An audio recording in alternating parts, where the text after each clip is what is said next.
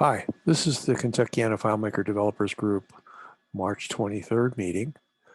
We've been meeting in person for the past 11 years, every month, and only recently have added virtual meetings. So mark your calendar every fourth Tuesday, 12:30 Eastern Time, and which means UTC -4 during daylight savings and UTC -5 the rest of the year. I'm Jonathan Fletcher, and along with my partner in crime, Alan Bird, we coordinate our little group. Alan and I are both Louisville-based Claris partners. Today, we bring you two presenters from two very famous left coasts. From the left coast of the North American continent, we have Mike Ross, who owns Ross Digital in Lacey, Washington. FileMaker developer for 30 years. Mike studied computer science at Evergreen State College and is well known around the FileMaker community. Mike is a Claris partner, a certified FileMaker developer, and an Apple certified support professional. Mike will be speaking in a little while on document management techniques. But first, from the left coast of the European continent, we have Fabrice Nordmann, CEO of his company One More Thing, based in Brussels, Belgium, for those of you who don't know. Fabrice studied psychology and educational sciences at the University of Paris. Fabrice serves both the FileMaker community and the broader business community with a variety of consulting, development, and hosting services. He speaks 5 languages, but we've decided to only ask him to speak one today. Due to some amateurish button pushing, we join Fabrice partway through his presentation. Take it away, Fabrice. The execute SQL script step was not server compatible, which means that you had to install the driver on each client, if you remember. And of course, that was not something you could do with WebDirect, for instance. But ESS is really slow. It's very, very slow compared to a typical ODBC connector. Actually, it adds a layer with the shadow table mechanism, which is, and the cache thing, which is making it very, very slow if you compare it to the potential of ODBC. What it should be used for is only if you need to display the data on a layer. In fact, all other type of scenario you could do differently. And differently means we have 2 script steps. And again, I'm talking here only about ODBC. Actually, I hope that within the 2 next years, just talking about ODBC would also simply by itself sound like an old-fashioned way of doing things, because you've got APIs and so on. But ODBC is still there, and for many databases, it's still the only way to communicate. So, but we have 2 SQL related script steps that are very useful, and are much faster than ESS. And one is there to read data from the ODBC source, select, it's import records, and when you select the option from ODBC. And the great advantage with this one is that it's not only compatible with the SQL source that ESS is compatible with. So ESS has MySQL, Oracle, SQL Server, and now DB2 and Postgres. But actually, any database that supports ODBC is going to work with this import record script step, such as MongoDB or anything. And the other way around, you have execute SQL, which is the script step, not the calculation function. And you can use this script step to insert or update, or actually alter the table or anything. So why do we keep using ESS? I mean, except of course in the typical scenario where you need it. First, because it's easy. It works like what we know, so it makes us comfortable. And Also because the change that happened in FileMaker 15 was undocumented. I double or triple checked this morning in the FileMaker 15 documentation, and there is no trace of the fact that this script step became server compatible. And even if it had been documented, seriously, who would have read it, right? So I think an important step in the process of reconsidering the way you do things is reading the new features, and especially the changed features when there is a new release of FileMaker. And very often these are overlooked, and it's a very important process when you receive a new version to really go through the notes, the release notes, and wonder for each bullet what impact it could have on the way you do things. Actually, even the very recent updates of FileMaker also have impact on the way you can do things. I'm not seeing you, so am I clear, or just a little bit of audio feedback would be so appreciated. No, you're doing great. Thank you very much. That's all I needed to know. Yeah. No need for applause or anything, but just I have the impression to talk to my screen. Right. The next example is export field content. I don't know if everyone is familiar with this script step. So it's a script step that allows to export the content of a field to a file on your file system. Typically, it's used for container field, but it can also be used for any field. And it's an old script step. I think it was introduced in FileMaker 8 or something. It's very slow for a reason that it's beyond me, but it's slow. It displays a progress bar that you can't disable. And even if the export itself takes a fraction of a second, you still have this ugly progress bar. When you export a standard field like a number field or text field, it will export it in a very unusual format, which is UTF-16 with little endian. And there are many systems that just can't cope with that. So it's but it has a nice feature that you can automatically open the file right at the moment you export. Right? Okay, so it's the way we've been doing things because we had no choice for many years. But for instance, FileMaker 18, we have a new script step or a bunch of script steps related to the data file, as they call it. It's much faster. I mean, the export, the save process is incomparable in performance. It's a little bit more difficult to use. You have got to have at least 4 script steps like this, and I'm not mentioning the error trapping in this, because for whatever reason, Claris engineers have decided to go down to a very low level of a description. Well, so you've got to use at least 4 script steps instead of 1, but you can actually write a generic script step that will do it for you. And unfortunately, you don't have the option to open the file automatically. But again, you can also write a generic script that would use send event to open the file as an option. Frankly, this is a nice trick.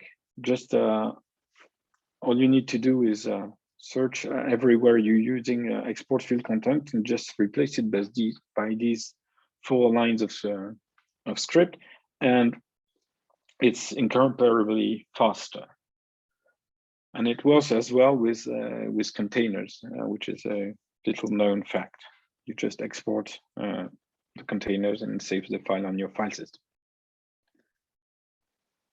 Another thing, completely different type of things, but something I see very often still is the use of checkboxes to select records. it's a very bad practice, I would say, and I will illustrate this in a minute. It's a bad practice because, well, maybe the best thing to do would be to illustrate, and then we would go back to here. Can you still see my screen if I do this? Do you see the Yep. two FileMaker windows? Yes. Yes. Can you zoom So- it up a little bit? Okay, I will try that. Okay, thank you. Okay, so here I'm connected to a database, which is, by the way, hosted in Virginia, and I'm still in Europe. So, and here I have a simple contact table with 1,000 contacts. The date format is the non-American format. So we are in March 23rd. And if I look at the first checkbox, it's simply a checkbox field. It's a field in the database, in the table, right? Which is this field. It's a very standard field. It's a number field. Okay, can you see this? Like that? Yes. So it's a standard field. And sometimes before doing a group action or bulk action, you want to be able to select several records. Oh, by the way, here I'm connected with different copies of FileMaker. One is an admin and one is a user. But and what I want to illustrate is that if I go to here and let's select this record, you see that the timestamp here is updated, the modification timestamp. And also the problem is that the second problem is that for the other user, this field is of course updated as well. Okay, which is a problem because if the other user wants to do his own selection, he might be in a completely different part of the list. He doesn't see the problem, and then he starts selecting records. Okay, but of course the selection is valid for both users. And let's say if he wants to clear his own selection, so he has a script here that, and of course the selection is cleared as well for the other user. Another problem is, okay, let's imagine you select your records and then you do your bulk action on those records. At which point do you decide that you need to uncheck those boxes? Let's say, for instance, the app crashes in the middle of the process and so on. So basically, here, what I'm trying to illustrate is that because FileMaker is so interface focused, you start thinking, okay, well, what I want is a checkbox. And what do you have as a tool in FileMaker to represent a checkbox? Well, I have a field. So I'll create a field. But the problem is this field should never be in the database. It shouldn't be a field, actually. What you want is a checkbox. So I will now reset the checkboxes. And I will show a second way of doing things, and it is this one. And here now we can see that both selections are completely independent. Okay, if I go here, I have the same records, and I can select. Each user has his own selection. Okay, and now I can reset those checkboxes and only mine will be unselected. The other users are still fine. Is this clear for everyone? Yeah? So what I do here is simply, I change this checkbox actually because I wanted to use the same, to have the same look. I actually also use the field. If I go here, I can see, I can see that in there, I made a button out of this field, but there is a field but this field is a calculated field. Okay, I will now show you the database structure. I will try to zoom again.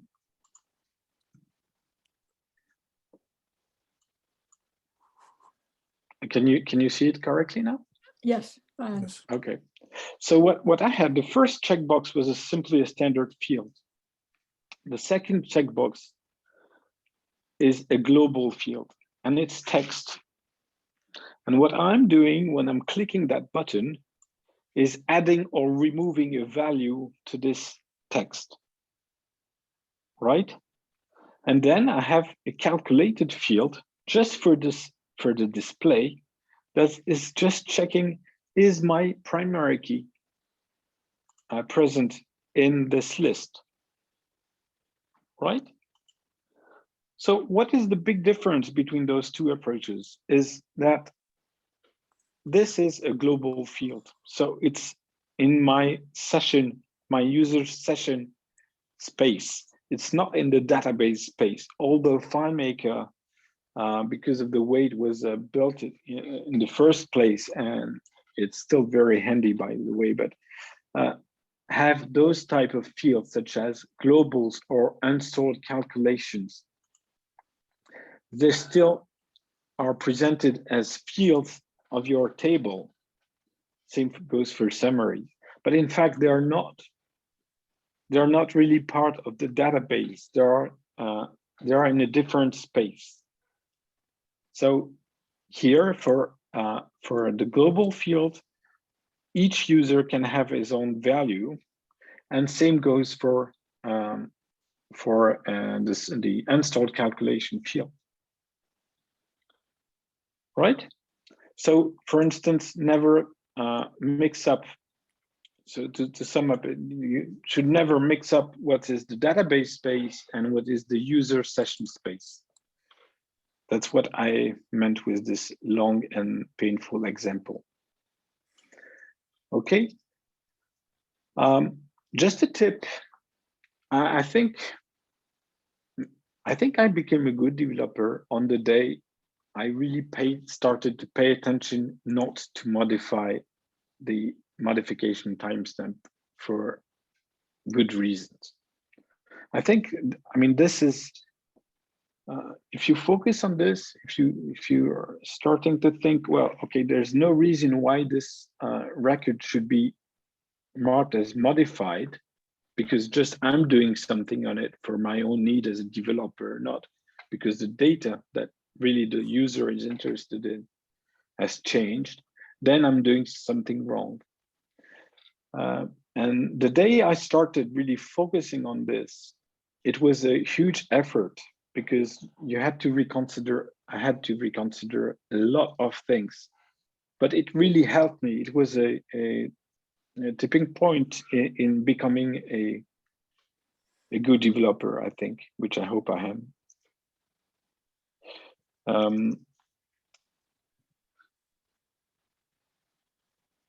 So here I was summing up. Okay, I forgot none. Let's go to another example.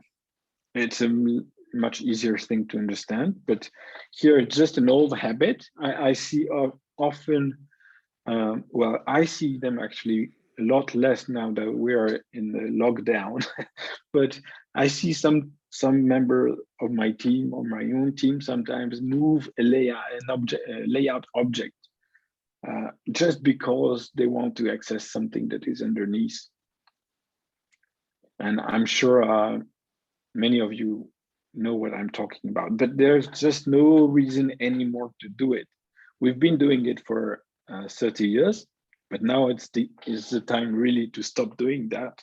We have a wonderful objects palette on the left of our layout mode thing, and it was there since it has been there since FileMaker 16, and it's so underestimated.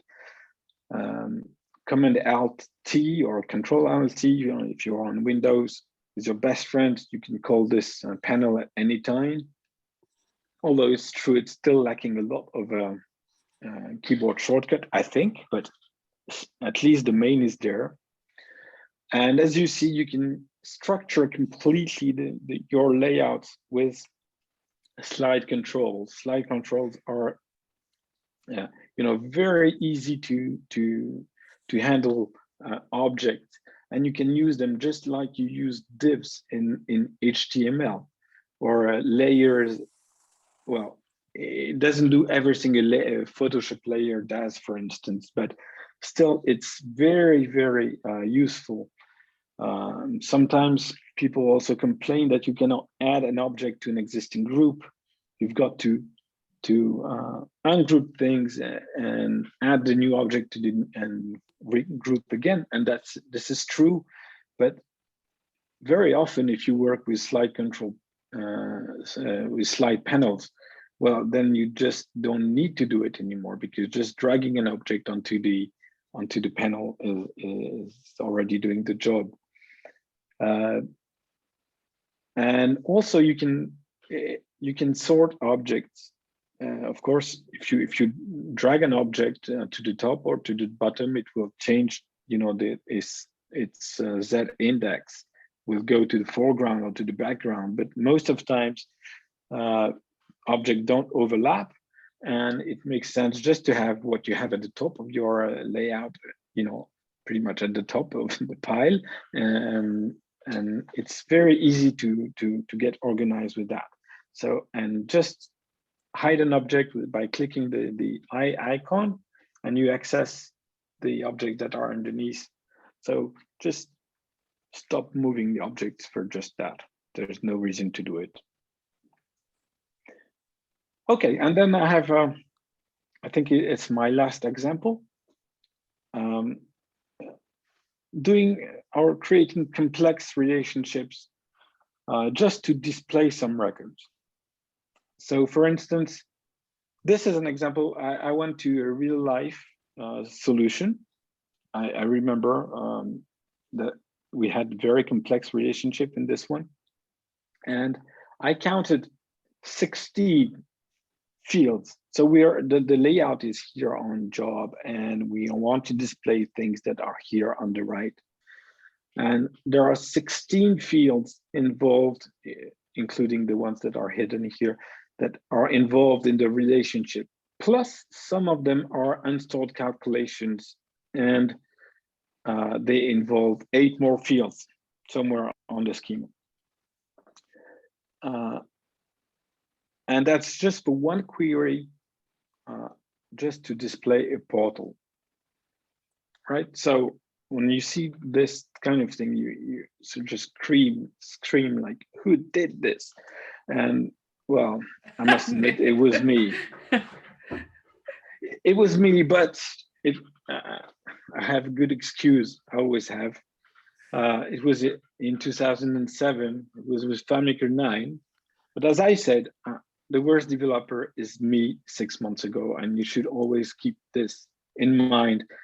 That's what forces you to reconsider the way you're doing things. Otherwise you keep ending it. You end up doing always the same things and the same mistakes, and you get bored in the end.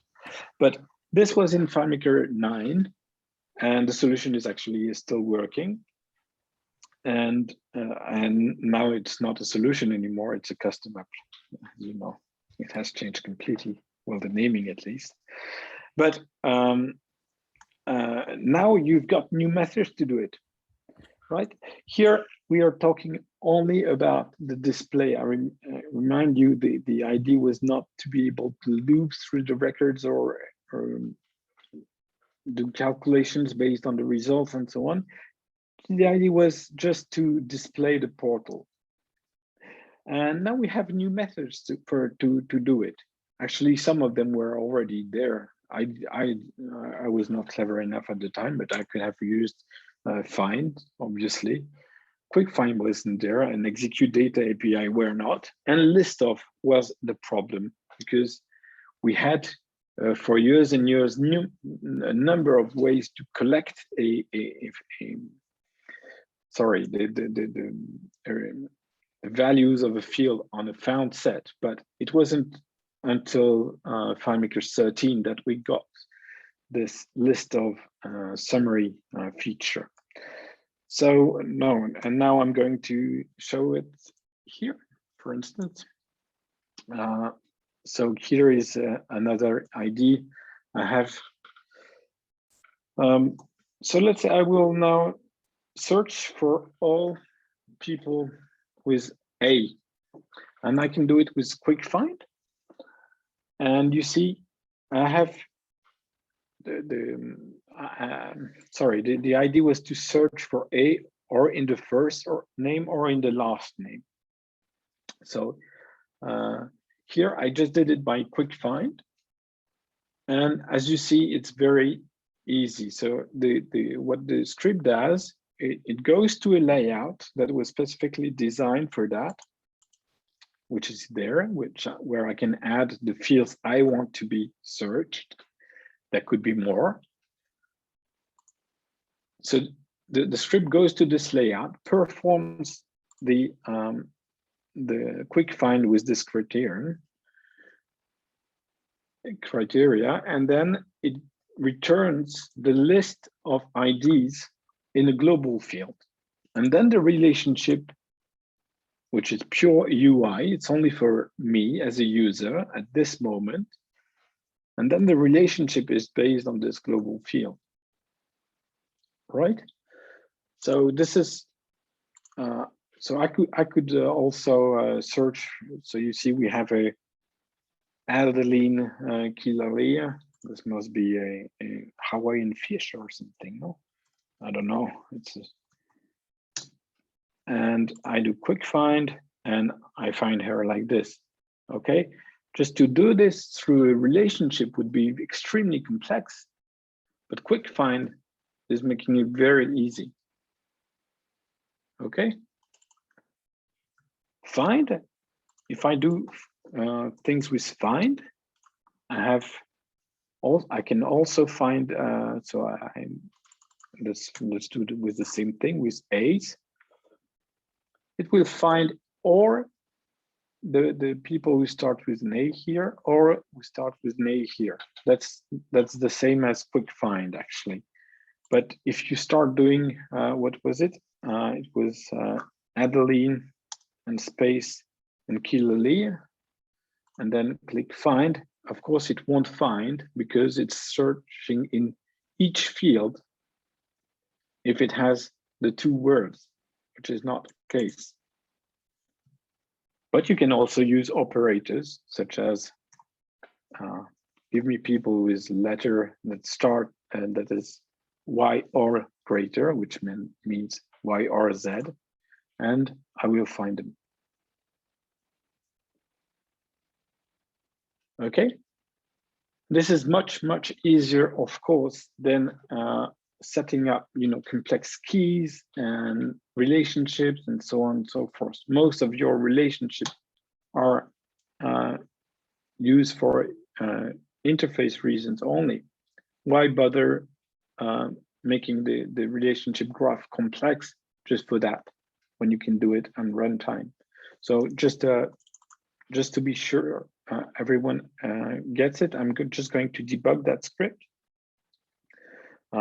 So let's say I'm going to turn on the debugger and let's do quick find. The quick find script, what does it do? It goes to a new window on this layout. Because quick find has no wildcard sign, I do it as an exception so I can, handle what if I type star as a criteria and then I want to show all records. So that's the only exception. And then I will simply perform quick find with the criterion field, which is done here. Sorry, you don't see the window because I opened it off screen. So it's very far away down. And then if I don't have an error, then I'm just setting this field with the content of the list of field, which is the summary field. I should probably have shown this to you before. I will do it right away. And that's it. And then I closed the window. So I didn't change context. I didn't do anything. And that's it. Yes. So the thing I forgot to show you was this list of field, which is a summary field. Again, this was added in FileMaker 13 by Clay. Clay, if you're looking, thank you so much. And by Chemical, sorry. And so it's list of primary key.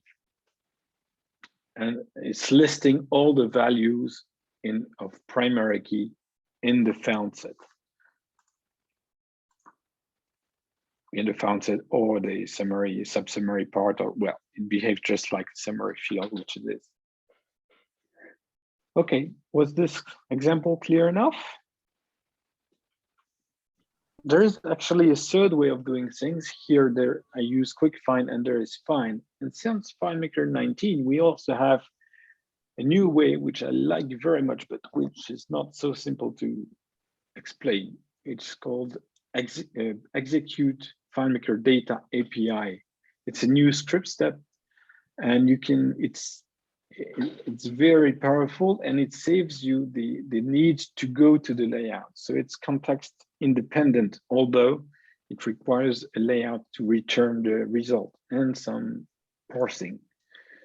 But all in all, I'm using it more and more, and it's very efficient. Fabrice, sorry Yes. for interrupting, but I see someone in the chat who's asking if maybe you could show the relationship as well from the global to the portal. Of course. Thank you for saying, because I am not seeing, I'm seeing only my screen. So here is the relationship graph. Thank you. Okay, so I figured that's what it looked like, but I just wanted to make sure. Okay, it's this field related to the primary key. Simply that. Okay.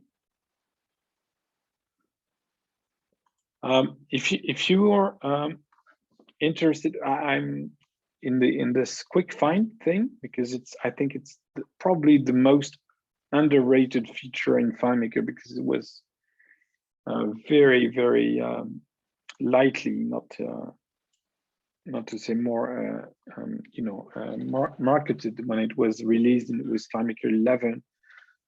We have a blog post on our blog, which I recommend. If you want, I can try to find it. Yeah, Fabrice, I've started to use it more lately, and it makes a whole lot of sense. I didn't understand it before, evidently, but I mean, you can control your finds, and your scripts get a lot simpler. Yes, and actually, it's under, yeah. So you just have to type our website /quickfind, and you're right on this blog post. And it's such an underestimated feature, because it does something that you can't do actually with find. So I would recommend that. It's a good read, not only because I wrote it, but Well, of course.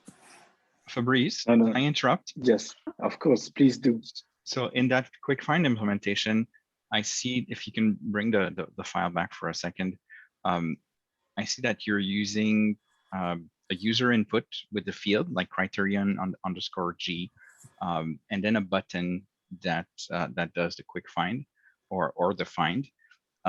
Sometimes we see an implementation where people are wanting to get a feature that is almost like type ahead, like as they type, they expect that the portal is gonna see this the shrink. Would you recommend running the quick find on each keystroke, or if that was the case, then you would turn to a different implementation? No, you can absolutely do it. Actually, you've got to be hosted on it. I mean, if you have many users, so let's try like this. No, I forgot something, because I would need to. Yeah, okay. My script is lacking the fact that. Okay, let's do it for you. Yeah, why do we have to commit here? I don't think we do. So So you see, it's working already. No, it's not. Why wouldn't it work? Because it's not committed. Yeah, but it's a global field. So, okay, yeah, I will modify this just a bit because actually the other window does not see it. So let's set a variable. Sorry, I'm going to zoom to make it nicer. And criterion.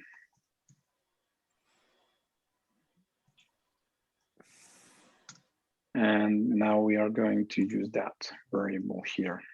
Very good. And I was not necessarily seeking for an actual live implementation. I was just curious in terms of like performance and saying, well, multiple queries or a single query. And so, but what I take from your comment here is that it sounds like it's not an issue that much to run the quick find over and over as the person is typing on the keyboard. It's all a matter of of server capabilities. So if you have I don't know 100 users doing this constantly on a huge database, well, you've got that. I mean, the impact you can expect, and then I would recommend you to host on our service. No, just kidding. But it's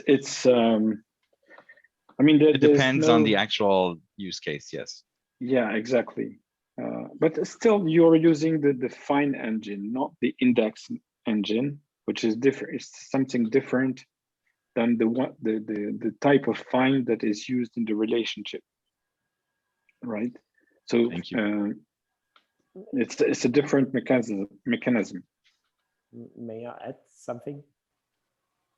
Of course.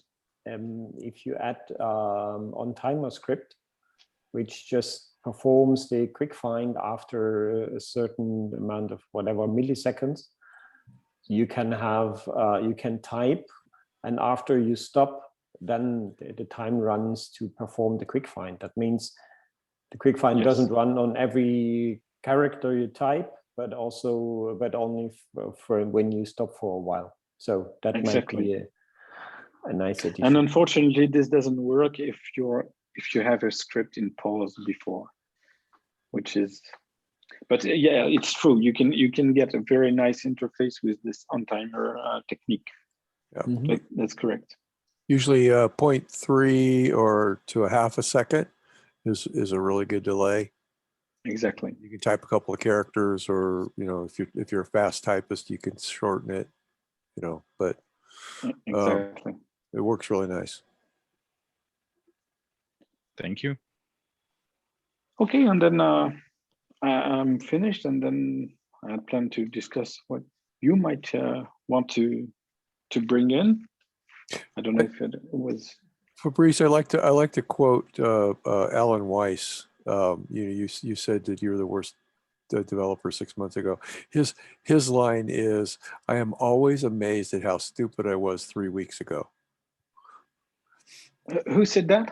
Alan Weiss. He's the consultant guru. I've always that's his favorite thing my favorite thing that he said, because I feel like that so often. I'll go back in and I'll look at something like, what the heck was I thinking? Exactly.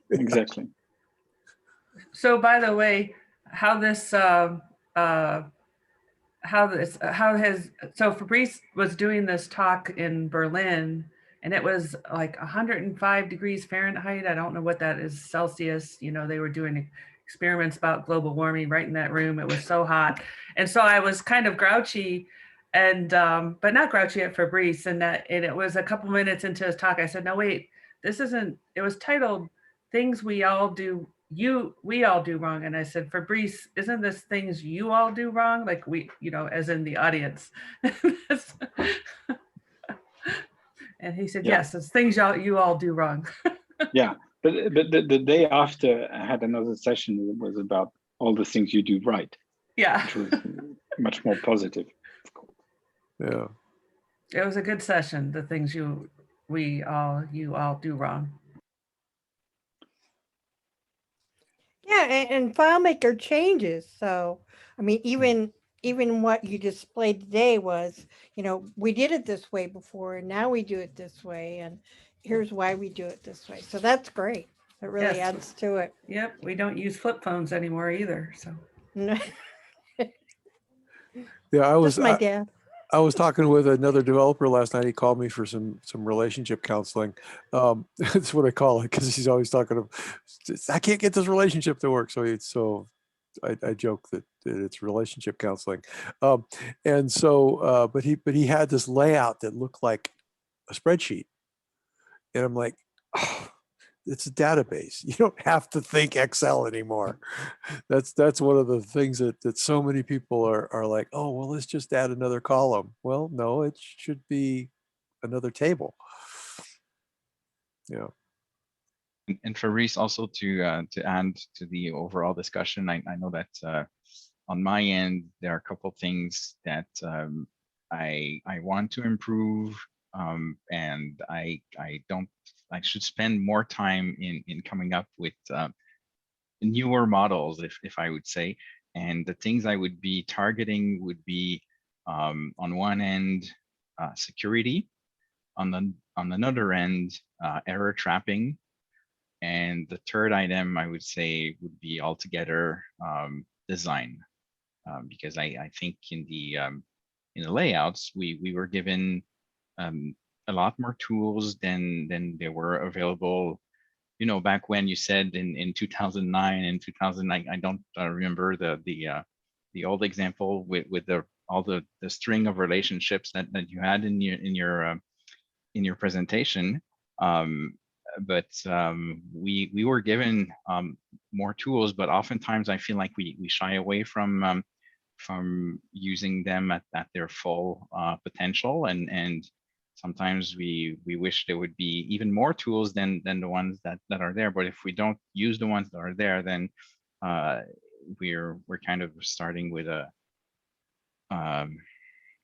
deficit, I think. So those are the three key areas that I'd say I'd be eager to look at some newer or fresher ways to do things that are not based on my old implementations. Yeah, a lot of us old-time developers, when new technologies or newer ways to do things come into play, we get out of our comfort zone and our little comfortable place that we've been working in, and it can be challenging. When I got hired by Beeswax, they gave me a test of six very complex FileMaker challenges, and they were long. It took me a week to get through that test, and when I got the results back, they had two developers analyze what I had done. One was an old-time developer who thought what I did was just awesome. And then one was a younger developer who said, that's really old school. So we have lots to learn, and we have to keep learning all the time. So, and I think, sorry. I was gonna say, I think that's one of the valuable things we found in this, going to all these different meetups right now during the pandemic, is you pick your head up from what you're doing and see, a variety of different ways people are doing things. The other opposite thing that might be a danger is when you see a new way of doing things and say, "Oh wow, this is great! I'm going to do everything like this." Yes. From now. And for instance, I saw when they released it was in 12, I think, execute SQL as a calculation function. Like everyone was, yeah, let's do everything with that. And then that was very good for the optimizer business, actually. Yeah, it's the Maslow, everything is a nail, everything is a hammer. Use it, yeah. Yeah, exactly. That's hard windows are fantastic, but when they first came out, they were not used properly by a lot of folks. So. I remember Vince Menano saying once, every time he looks into a script, he changes, he adds something in the script, he also takes something out of the script, or at least he tries to. First, I thought, well, maybe that may lead to the script doing something completely different from what it was intended in the beginning. But when I thought longer, he was right that you're used to do things the old school way, or the way you did it for whatever years. But if you're forced to change your thinking or to review or rethink what you want to achieve, it's definitely a good training. And I have to agree with Heidi, being challenged by so many other people and so many other thinking is the most exciting thing for quite a while for me. Yeah, absolutely. Absolutely. And yeah, I think we got many other examples also. I'm thinking of selector connector that got big, I think, and I think people are steering away from it nowadays. Oh, don't remind me. I did a presentation on it. I was so totally enamored with it. I did a presentation at a pause on error. And it was like the room was just filled with people, and it was just the hot thing, and then it came out that, oh, wait a minute, it really isn't that good. So well, what it does well, but it does it at a price, and that I think that's what people were not either expecting or paying much attention to. So the idea on paper can look great, but then when you implement it, and depending on the scale at what you implement it, you have to pay attention. There's not necessarily a single rule that you can apply blindly, and I think that's what Fabrice was just saying. Like when I asked, would you do the quick find on every single keystroke, and well, he said, well, it really depends. It's not like there's a single rule you can use here. Just know how the system is being used, and then design accordingly, was the message that I got from him. So yeah, it's all about paying attention, and if we take actual measurements of how things behave, sometimes the old school way is actually the good way. It's just so maybe we look at something new, and then that ends up replacing our old-fashioned way of doing things. But maybe we look at something new, and it confirms that we were right for using that technique. I think when what was it, Modular FM had this module for listing keys, basically. I think, what was it called, Hyperlist. There was a discussion in there, and maybe Fabrice was involved, I think, saying that yeah, it's fast, but if you're looking for very, very pure and raw speed, it's difficult to compete with just the script step that is called copy all records. If you have this one layout with a single field on it, and you go to that layout and you do copy all records, that's going to get to it's using the clipboard, but you're going to get the data, and you're going to get it very fast. So again, it all depends on what you're after and what's the use case. Interesting. I never used that. Yeah. And the other thing that is used quite often is Anchor Boy for everything. And you go like, no, not everything. You have to be really careful of that.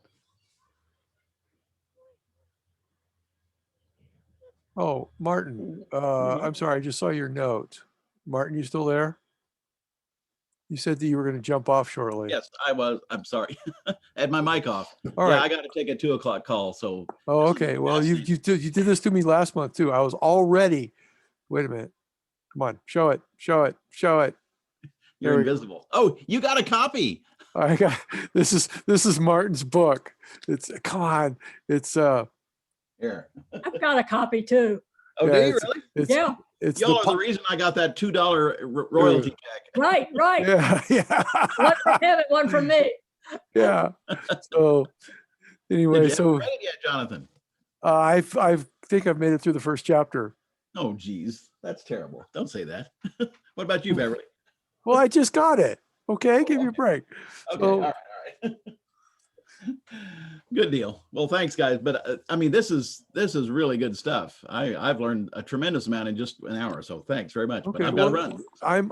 I'm appalled that you don't like set aside this time every month and I just do set it clear- aside, and then clear people your that want schedule. to pay me money call and say, "Could you? Would you?" And I go, "Well, yeah, I could." So, Tell them their money isn't more important than your meeting.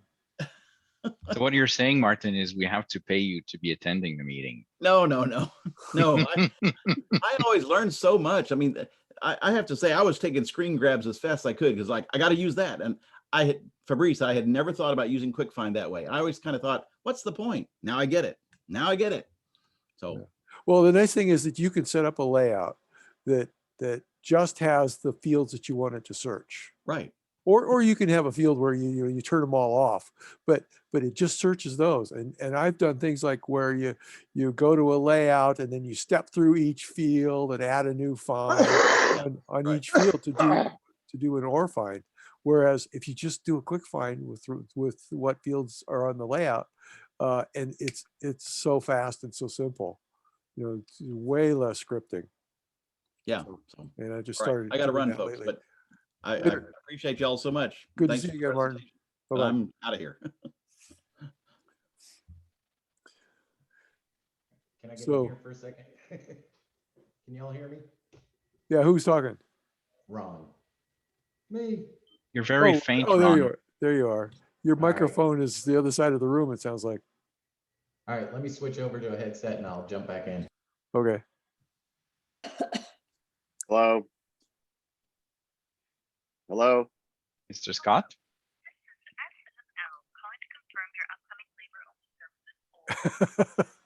I think Scott is getting a call. Yeah, we're trying to get a hold of you to talk to you about your car warranty. Hey, Yeah. while we're on a commercial break, if anyone is vaccinated, Chris, I thought I'd mention that we are going and wanting to get out. And this is also a way to pick up your head and see what's going on.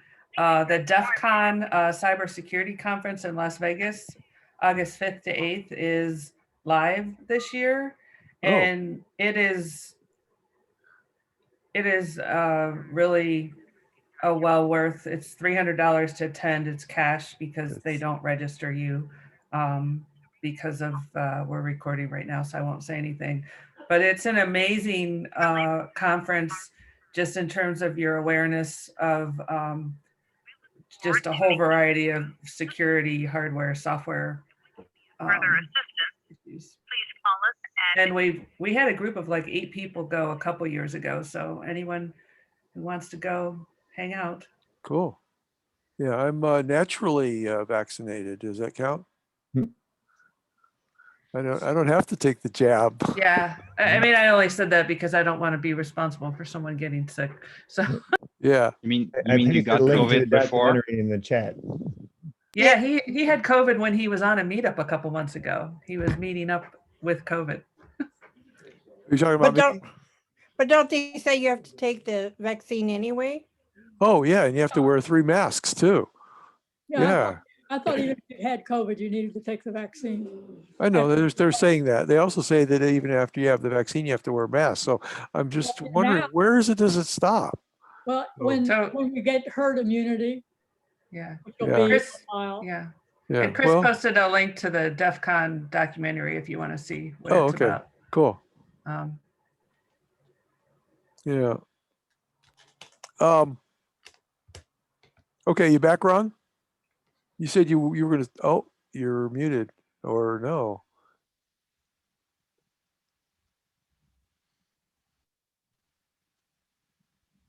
We're not hearing you. Sorry. You're silent. Silent, Ron. It's lip reading practice. Yeah. Do you know American Sign Language?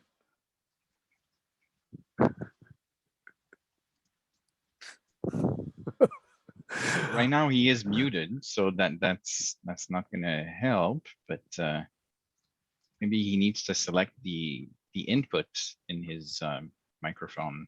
Yeah. He's unmuted. Yeah, I'm trying to. Oh, there you are. my Oh, inputs. wow. Does that work? Yes, Well, it does. It's a little All right. echoey, so it doesn't sound like it's your headset, though. So it's Huh. coming through the microphone, coming through another microphone because it's not. I don't know, like, but it's better than what we had before. So Well, let's yeah, try it this Well, way. can you hear me now? yeah, it's the At same. least? Yeah, yeah. Okay, did No, you had a good. question or something? Yeah, I was trying to just chime in with some comments though. Okay. I had to step away just at the wrap up and just when the discussion began. So in case I cover anything that anybody else had already mentioned, but I thought it was really funny that one of the things Fabrice went over was the object tool, which we just spoke about in our group last month. John Howell pointed out that there was that little pop out where you can click on to open it up real quickly.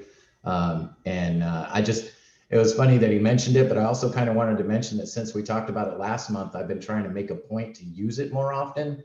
And I'm definitely getting to where I'm actually getting more used to it. So it's so funny that it's like, it's all about what we're used to. It's hard to make that change because it feels uncomfortable when we first start using it.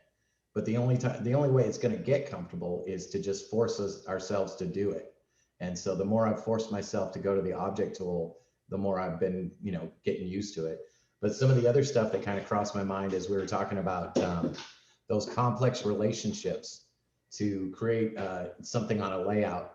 And I've got one of those in an app that I'm developing now for a client. And the other thing that like Jonathan had mentioned about Excel, man, I find so often that so much of this stuff comes from the client's expectation because they're so used to using Excel. So this dashboard layout that I've created was specifically because the client wanted these things presented in this way, which essentially was mimicking the Excel sheet that he used to use or that he was using before I started developing the app for him. So his expectation was that I was creating an app that was going to mimic his Excel sheet.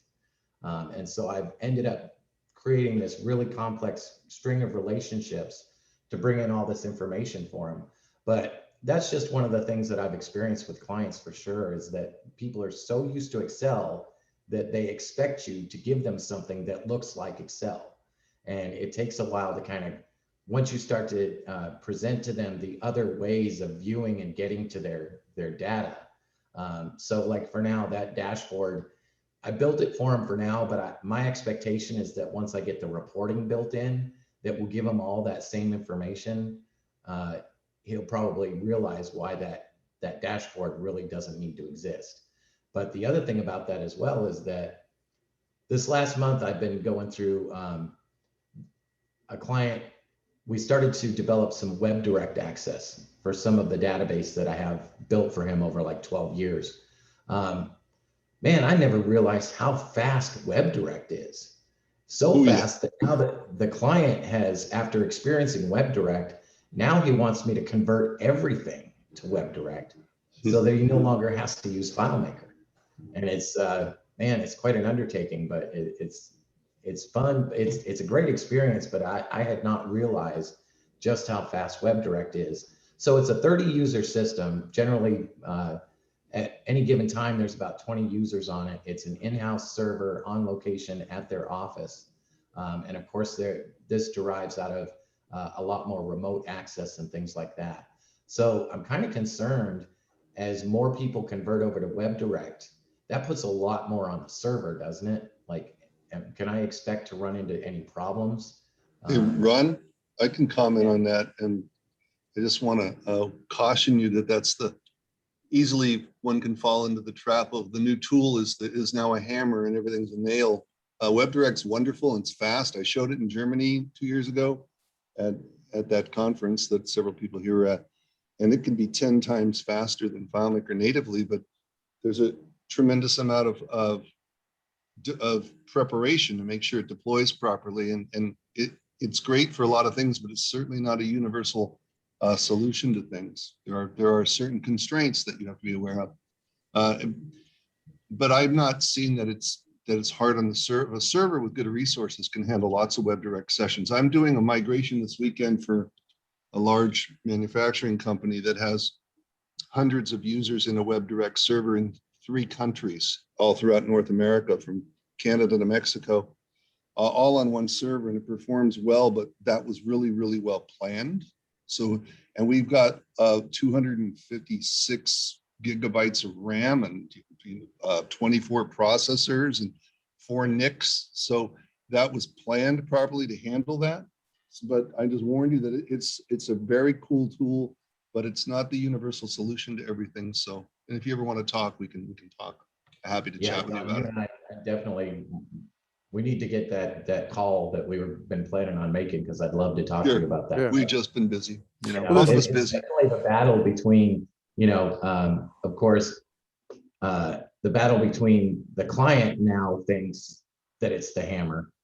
And Yeah, I'm trying to exactly. reel them back on some aspects of it, like, well, some of these functions that we use administratively are not going to be easy to convert to WebDirect. And so I've got to kind of try and steer him in the right direction to where he knows we put the right people on WebDirect and keep the right people on FileMaker. But I'm happy to just chat with you and give you some pushback arguments on when to limit it. Okay. What's that? Hello. Hi, Vince.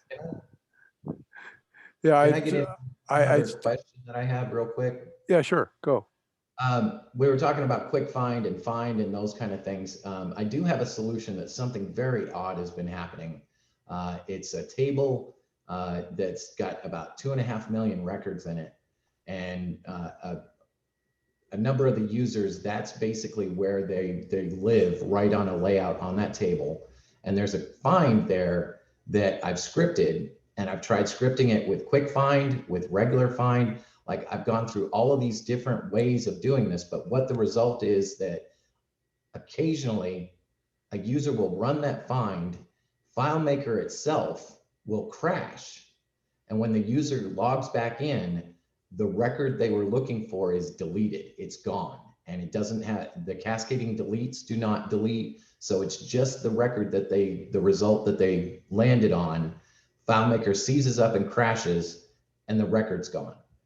And the scenario is it's happened on in two different locations with the app served in 2 different servers. A couple of different users experience this like once every couple months it'll happen.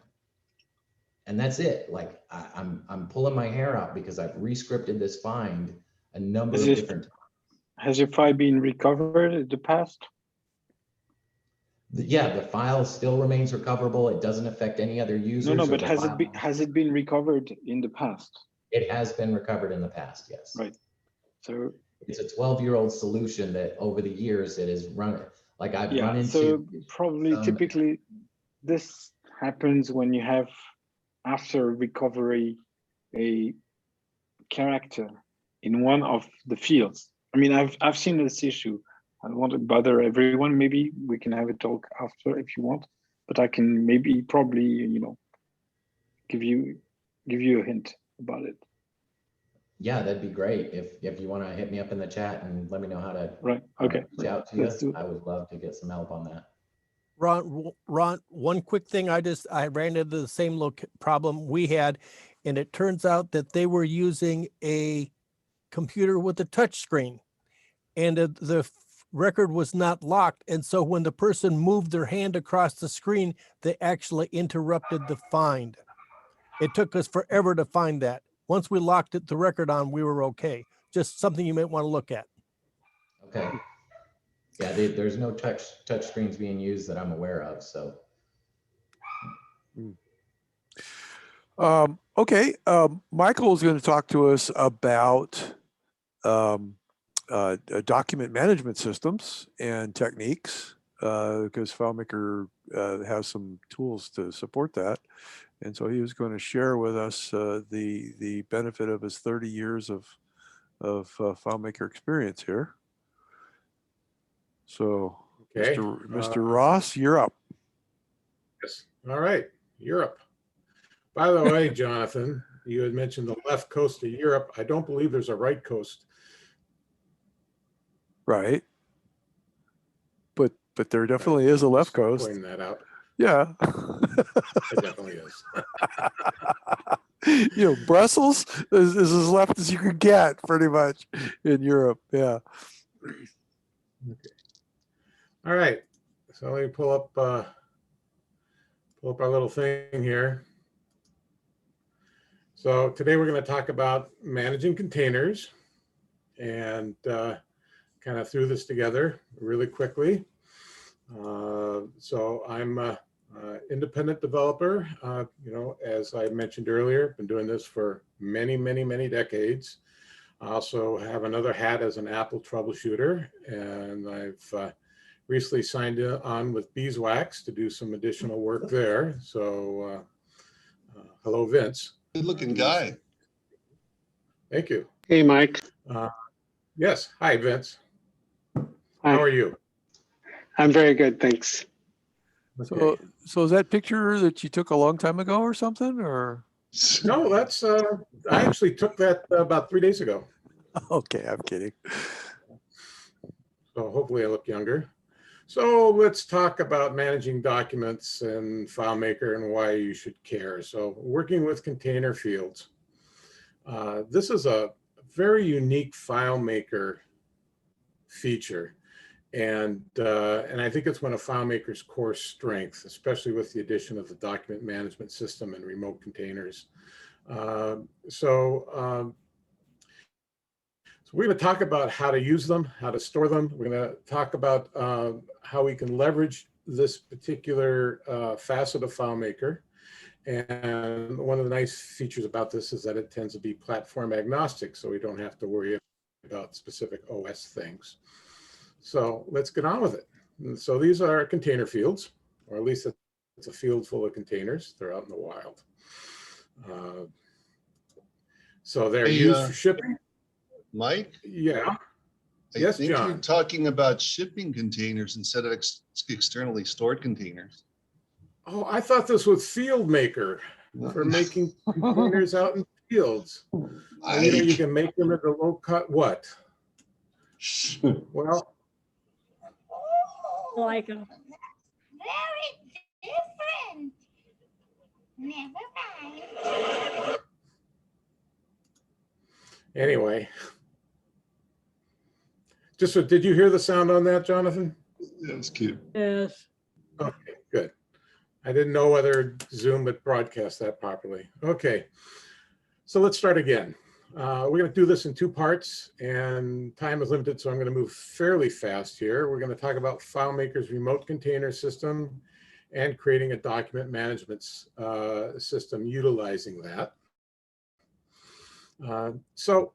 And if anybody's got any insight on this, I'd love to hear this, because it's hard to find some history on containers. But I believe we've had container fields all the way back to FileMaker 3. I know FileMaker 4. I don't know if they go further back than that. And originally, all that they could do was display images, sounds, and movies. And they were very challenging back in those days because not all image types and movie types are supported on each platform. So they were challenging. And back in those early days, we basically embedded the sounds or the images and the movies directly in FileMaker, which has some challenges. With FileMaker 6, we allowed other binary objects so that we could insert Word documents, Excel spreadsheets, even FileMaker files could be embedded into a container field, anything that's a binary object. And they also allowed some other platform types that in Mac it was called publishing, where you could actually publish an object within a container field and it would be a live object. And Windows had, I think it was OLE, and those things were not cross-platform and did not work well at all. I don't know if anybody remembers that stuff. With FileMaker 12, we added remote containers. And we're going to talk a little bit about what that means. But the thing to talk about was how we used to store this information in FileMaker. So as of today, you can embed the container data. You can just drag the information into a container field or import it in, and it could live inside the database. It's a nice feature of that. It's universally available, but One of the consequences is that all this image data actually lives inside the database file. And that makes for a very bloated file. And there's a good possibility that an image in there can corrupt your database. At least that's what the legend says. So it's not a very good solution, except in specific cases. Like I'll use I might not use it for something that I might just have a one record table. It's for a user table or something like that. But for the most part, I don't use it. The other method is that you can use you can reference the data. So it could be to a drive. And this harkens back to the old days when FileMaker was multi-user and not with a server. You had a one user on FileMaker who was the host. Everybody came as a guest. And in many cases, the database was a single user. And for that, you could just say, hey, I'm leaking this file on a drive. And that's fine. But that didn't really work well if a guest user couldn't find that information because it was on somebody's local PC or Mac. So then a lot of people would put those files on a network share. And that worked semi-okay if you were disciplined and not cross-platform. This could really work if you had a file server and that IT made sure that everybody's drive was mapped to the same letter on a PC. Otherwise, these links could get broken pretty easily. And like I say, there were cross-platform issues. If it was a Mac server, you'd have to figure out a way to map it for a PC for this to work. And also, it didn't protect the data that was on those servers. Those network shares are typically viewable in a standard directory on a Windows or Mac in the Finder. And so the things could be moved around, shuffled, and paths lost. So this was not really a really good method to use. And so we talk about remote containers introduced in FileMaker 12. And the cool thing about remote containers is that the data that's in the container is uploaded to the server, but it is not in the FileMaker database file itself. It lives outside in a special folder on the FileMaker server. You don't need to do any kind of file shares or anything else to access it. FileMaker handles all the directory structure. So you don't have to worry about that. There are some exceptions. We won't get too much into it. No network shares. And those files become available, not just cross-platform, but across all the ways that you can view FileMaker information, OS, web, and Go. And the cool thing is once you've done it, you can kind of set it and forget it. So set it and forget it. Set it and forget it. Set it and forget it. You just set it and forget it. You just set it and you forget about it. You just set it and then forget it. You just set it and forget it. Set it and forget about it. You set it and forget it. Thank you, Ron Popeil. I actually had one of those rotisserie chicken things of his. So we are going to talk a little bit about the remote container folder. So these, like I say, this is a folder that is on the database server itself that FileMaker actually creates a data structure. These files exist outside of any native FileMaker table encryption. So you could have an encrypted FileMaker file, but the remote containers themselves may or may not be encrypted depending upon how you set things up.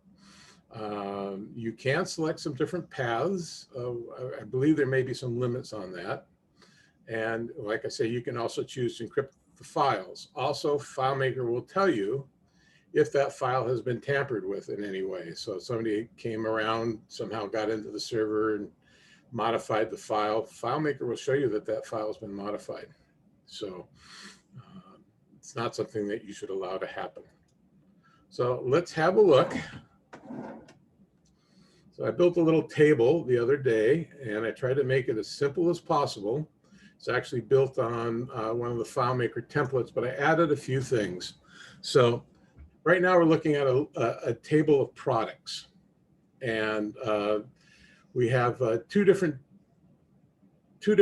fields in here. One of them, two different container fields. One of them is a standard, both of them are standard container fields, but I've done some different things in the definition of these containers, and we're just going to look at those really quickly. So, oops. So if we take a look at the one in the upper left, I called it image open. So this is a container field that is open storage. And you can see right there that this is the path that FileMaker is going to create when you select to store this data externally. If the other field I created was called, where's that container field? Image encrypted. That just made it real simple. And it's just relative. You're not seeing a path in here. FileMaker is going to encrypt this on the server. And we're going to show you what that looks like as I bring up, I'll bring up my server here. Okay, so most of you know on FileMaker server that your FileMaker server stuff lives inside program files, FileMaker folder, FileMaker server folder. We have a data folder, and inside there are our databases. And you can see the list of databases here. But you can also see, let me scroll down a little bit, a folder called RC. That stands for Remote Container Data for FileMaker server. And by the way, you can do remote containers if you have a single user file that is on a local computer. It's not uploaded to server. It'll create something very similar. So for each one of the files that I have on this server that uses a remote container, there is a folder which is the name of that file. The file that we are using, let's see, here, it is called Inventory Meetup Demo. And there's the, there are the three tables inside. And we were looking at the products table. And there is the image open file, or the image open field. And you can see the two records that I have both have container data so that they are just automatically created.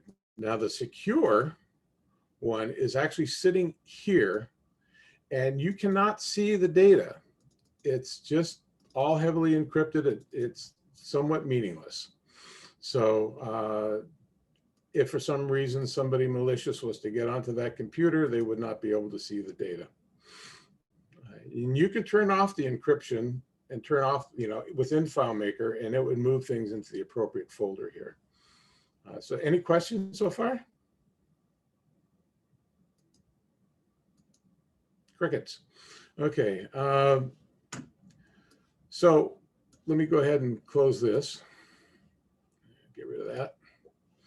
So if we were to create a new record here and just go ahead and find some sort of gadget and pop it in here, that's already uploaded to the server. So it's there. It's not on my computer. It's up the server. I could go back in and show you where that product was. Likewise, I could add in the encrypted piece of information and just slap it in there. So that's up on the server. So that's how remote containers work in a nutshell. You don't have to worry about some things. And that is the first part of this demonstration. If you have not used remote containers, I think they're just great compared to the solutions that we had before. Now, part two of this is how do we create a document management system? Okay. Maybe there are multiple reasons for this. Maybe a given record has a number of things that need to be tracked during phases. Maybe you've got a quote system, for instance, that has multiple quotes, or you're making multiple changes and you want to keep a record of those things. Maybe there are things that you want to just add that come from outside FileMaker. They may be external documents and things of that nature. Maybe you need to present something to the client that has information that's on different layouts. So a real convenient way is to generate a PDF that kind of walks through that whole scenario and creates a PDF. And that PDF can be embedded within your document management system, or you can email that out as well. You can view or print that anytime. And you can, with that, you can create some pretty nice automated workflows. So in the example that I'm going to show is fairly, I think it's fairly simple and basic. We're going to create a PDF of an invoice. We're going to include a page that has a fine print and a page that, that has images of things sold. In this particular scenario, the customer wants to see large size images of the things that they're purchasing. And then we're going to take that and we're going to store it into another docs table. And that document table and that PDF also gets uploaded to the server. So, and then we'll show how we can retrieve that PDF, which I call the image there. So we're going to go ahead and show that right now. So I'm going to go over here to an invoice layout. Now this is designed to be as simplified as possible. I mean, so typically on an invoice, you're going to have address information and a whole bunch of other things. What we're going to do here is generate a PDF of a given, let's go to record. Yeah, just got the one record here. We're going to go ahead and create a PDF here. I'm going to bring up the script debugger so that you can see the steps and how this is done. And here we go. So it's pretty basic. So we're going to capture the invoice ID. And we're going to check to see whether this is an invoice line item table. We're going to check to see if there's any information in the invoice line item table. Otherwise, there's no point in really doing this. And since there is, we're going to create a file. If anybody wants to see that, I can take a look. Well, we can actually open that up because I'm running through this pretty quick. So basically, I'm creating a file. And what I like to do is, and there are probably different ways to do this, I like to give this file a unique name. So I have the invoice line item. I have the invoice ID. And then I also tack on basically a timestamp where I'm substituting the colons or any slashes for underscores, so I don't violate any OS violations in file storage. Probably create a nice custom function to do that. There may be other ways to do that, but you want to be careful when you're creating file names that if the file names are something that the user may have generated in a field, that they don't have characters that violate OS directory mandates. So something to think about. And then I also create a variable called $path, which basically differentiates, and people can correct me on this one. We're creating either FileMaker or FileWin, depending upon the platform. Somebody was telling me that I don't need to do that anymore, but I've been doing it for so long. I'm going to temporarily store the PDF I create in a get temporary path, which, as you know, that is not a folder that you normally see on your computer, and it gets purged when you close FileMaker down. And if you do this as a server-side script, the FileMaker, after the server-side script executes, will delete the temporary data, and then and the file name. So what it's going to do after this point, it's simply going to go to the related record of line items. And you can see it right there, and it's nothing fancy in this picture window. And then we're going to save these two records as a PDF. And then I'm going to just have it switch over to the line to a fine print layout. And this time we're going to save just the current record and append to the current PDF. I don't know if you've ever used that feature, but that's you tack on additional information. Now, whereas we can't always assume that the images that we want to generate are actually going to be there. Maybe we've got some line items without images. So first of all, we need to make sure that we have some validity to the products table for these images. And if there are, we'll go to them.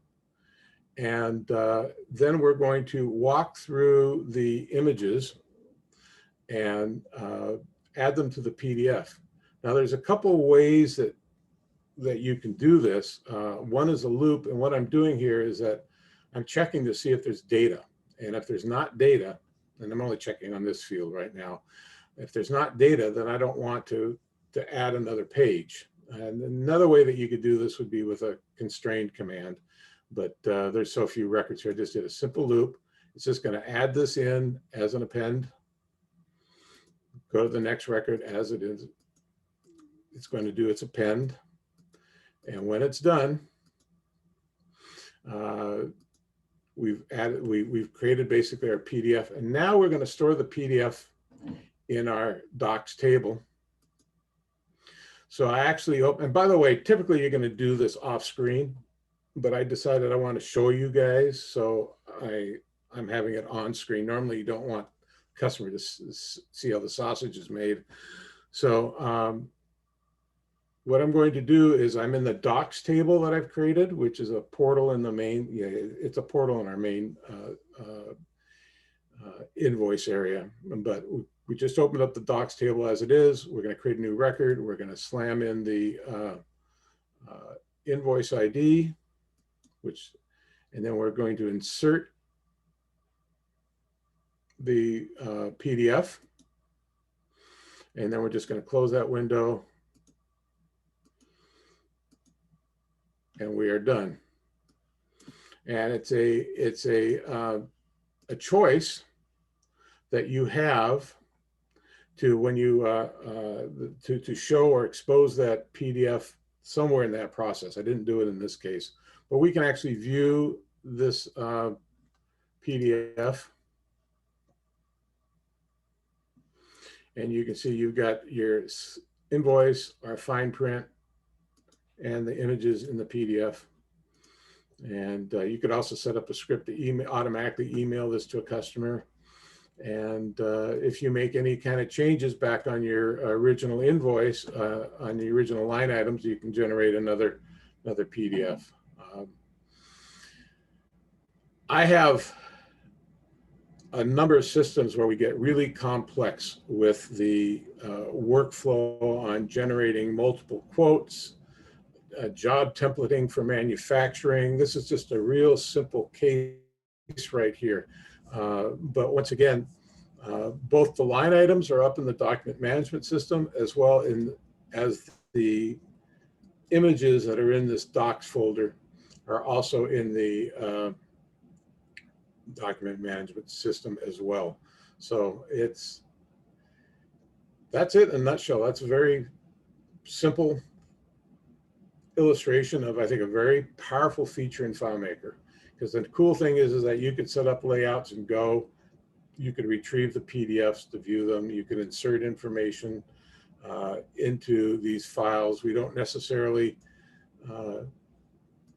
you wouldn't necessarily allow information to be added in manually for this part as a rule. So I probably would have turned off the ability to see, create a new record here manually. So, questions? I was asked to do a fairly simple demonstration here. Yeah, I have a question. This is Bev. Hey, Bev. And I know about the storage and the external reference and all that, and the security and all that good stuff. Now I have this client who's moving to cloud from his internal server. However, he also has a server of documents that are radiographs. And that's not going to be able to go to the same cloud. It's going to be a server, but not the same one. He's going to want to be able to associate his records with those radiographs. And we think there's an API, but because we don't have it uploaded yet, I haven't been able to study much of anything. What kind of recommendations do you have for storing a reference or some way accessing documents that are not stored in FileMaker's data storage container. I would maybe look at super container. I was going to say that too. Totally super container. Okay. And that would reference a separate server Yes. as well as Yeah. okay. And it has tendency to be real fast. And super container was a solution before we had a document management system. Right. It's still viable though. And it's also secure. Yes. Yeah. Okay. If you put a certificate on it. The thing about FileMaker containers is that they're stored with the FileMaker files. And so it's hard to separate them out. And also FileMaker doesn't like you to touch them. So if you've got a system that you want to share with other, other systems, if you got a library of documents or images that you want to share with another system, FileMaker fights that. So so super container is an ideal solution there. And I agree, FileMaker locking you out of touching it is a really good thing. But super container sounds like a good way to go. Thanks, guys. Yeah, I would do that. And I've worked with it before. It's actually kind of nice. I had a question. You may have just covered this, but I was trying to turn the mirroring off on my computer. For some reason, it started my music. So I might have missed it. But there's a lot of times I finish a job and I go from the company's computer that I was working for back to my computer. So I stopped using the remote containers because I had some problems trying to pack everything up and moving it to another computer. How does that work? So FileMaker recommends that if you for some reason need to move your data, that you basically turn off the remote container and make it just internal storage, which gives you a bloated database, but it puts everything back in, and then you take the one file and put on your local machine and then turn those features back on. I don't think that's a very smart way to do things, because once again, you're introducing bloat into the database and potential corruption. I have found over the years, and you have to be careful with this, is make a real note of how those RC files, that RC file folder is stored on the server, and make sure that when you put this in your cloud system, whatever you're going to use, that you put it in the exact same place, and it will tend to link back up again. All right. I've had success. I've had good success in moving data files that way. Because it's one thing is that the path to these files is relative. So as we take a look in here under the container, here we go, to the storage. You notice here's the path right there. Products image open. Doesn't say anything about RC, that RC folder that we saw. Yeah. It's just building a relative path within that system. So the other thing, a lot of times I'm moving it from a Windows system back to a Mac system. Is that going to be any? Shouldn't matter. Okay, good. Thanks. It shouldn't matter. Yeah. As a note, can you hear me? Yes. Or yes. It's to me, it's an incredible fact that the backup, as it is done by FileMaker, is not usable as is. I mean, the structure of a backup does not allow you to upload the backup and have it work, because the relative path is different. Which is not the case if you go to the administration console. You close the database and then you download from the admin console. Then that structure is correct and is valid. But in any case, I would recommend highly that if you're hosted or if you host your own server, I mean, probably most hosting services provide this for you, but if you're managing your hosting yourself, really take note of the relative paths of how this folder are structured, because the day you run into a failure and you need to recover and to to install a backup, then you don't have time to to wonder how the files were organized and so on. So at least make sure that you know which file goes where, which folder goes where. It's very important. And thirdly, I would recommend to use the additional folders that you can set in the administration console. You can enable a secondary folder for both database and containers. Actually, and I have sorry. Good. I have seen on a FileMaker recovery where I would have expected to see those images that may have been deleted from a previous, maybe they deleted a record, and so those images were actually deleted as well. But they should have been in the backup RC folders, because within the backup, you still have the RC container folder, and they were missing there too.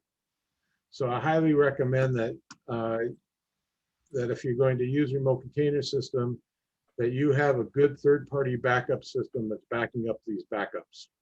Exactly, and use the additional folders primarily, not default. Unfortunately, you can't make the secondary folder default in the in the upload dialog, but that really eases that makes things easy to manage. Right. But don't wait until you're in panic and you have to run the recovery plan. Just be aware of. I'm sorry, Fabrice, can I just, because I was under the impression that when you're using the additional folders for containers on the server, that additional folder is not in the scope of the backups. You have to do your own backups if you use that additional folder. Is that a false impression on my end, or? I think it's a false impression, but at least the file structure is really clear, and you can manage your own backups, and you can manage the backups and this restoration much more easily, especially when you have multiple files on the server and in multiple database folders. The file structure becomes quite complex, in fact. Okay. And it's much clearer in the additional database and container folders. I see. But for someone who wants to exclude the container files from the backups of the server, it's possible to do that, right? Yes, I think by I wouldn't be so sure, because it's a long time that I'm not looking into that. But yes, I think if you do it in the additional folders, then you have to back up with an external tool. I'm not so sure. I don't want to say false. False. I'll have to go check myself. I just or ask our specialist, which is not myself. Very good. Very good. Thank you. Back to another question about taking a backup off a server and then perhaps bringing it down.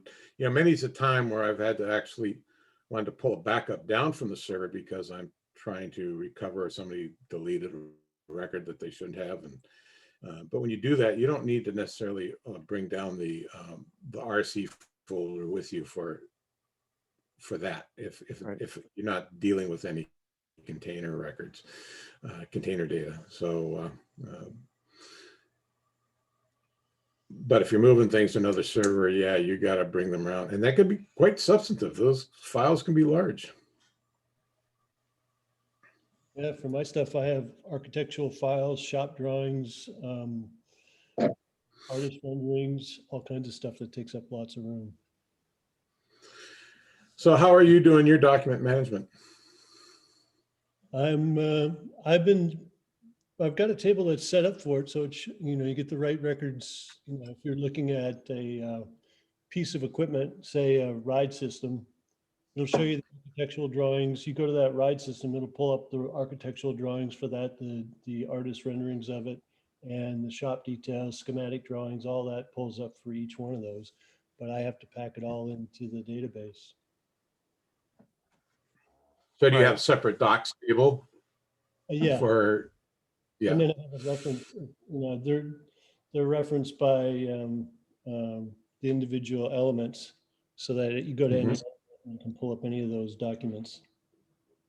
yeah. In many of the systems that I've created, we're slamming multiple IDs. So maybe we'd be putting a customer ID in the documents table, as well as an inventory ID, and maybe the type of document might be also marked. And so these documents can be viewed in different portals in different ways and from different aspects, which is kind of nice as well. And I've got mine set up so I'll use these. you can take a iPad out in the field and pretty much skip carrying a bunch of drawings around with you. Mhm.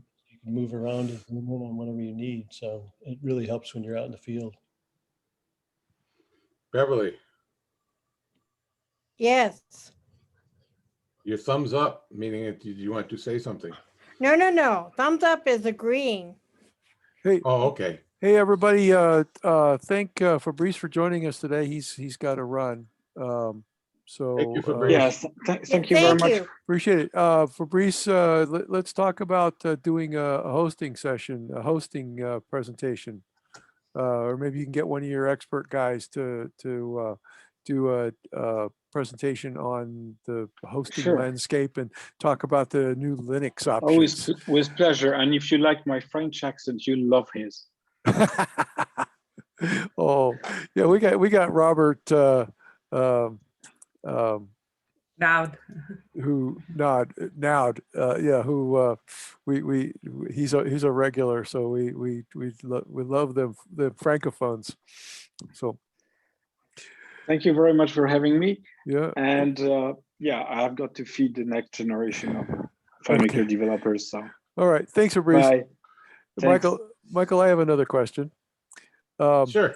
You talked about the backups. So when you want to archive backups, and you say you got I've got a few clients that have just massive amounts of documentary stuff, PDFs, design files, Photoshop files and stuff. And so when you go to do a backup, it'll pull, it won't do an incremental. It'll follow the hard link so that if you grab a file of one of those folders, it saves space on the server by not Right. saving more than one. But if you grab that and put it someplace else, then it's following the hard link so that it's going to give you a full size, full everything folder full of stuff. How do you manage that process of getting a nice archive, sort of like It's a good offline, long question. term?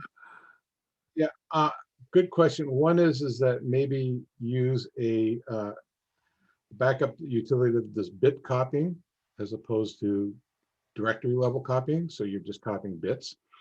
I think like on the Mac, Carbon Copy Cloner can actually copy it in bit fashion. So all that stuff is preserved. Because yeah, I've noticed that myself. You're basically talking about the same thing you see with Time Machine with the symbolic links that Right. These files are just going to grow in size, and because it's saving space, that's why you sometimes don't see earlier versions of documents, which is kind of frustrating. Another thing that you might look at in terms of archiving is perhaps if you have things up in AWS, creating snapshots as a way of preserving data. That's not something I've done, Okay. but it's something that I'm exploring, because then you're just taking a picture of that whole thing at a given point in time, and I understand that's really cheap storage. but I'll leave that to an AWS expert to give more information on just that one thing. Okay. Well, So- when we have Fabrice do his hosting presentation, we'll hit him up with that question. So Yeah, I really wish though that I mean, I think that's the weak link in the document management system is how it handles backup of the remote container data. yeah. I'd like to be able to have some options. Well, and if you back up the main file, it backs up the container data every time. Mm-hmm. You know, so you could actually, well, granted, it saves the hard link. So when it's in when FileMaker manages it, it doesn't take up much space. But when you need to Right. archive it somewhere, you're talking about a potential large amount of space. So Mm-hmm. I haven't seen a good solution for that yet. So what do you think, Beverly? Have you run into that? Haven't tried that yet. Oh, okay. Well, and there might be a use case for downloading in full. Just if you have a hard link where the original file somewhere is lost, that might break the chain of going back to that original file. So Yeah. maybe in archiving, you don't want that to be a hard link system. Right. Yeah. You want the whole thing, but it seems like there should be a way to have it, I don't know, something a little more efficient.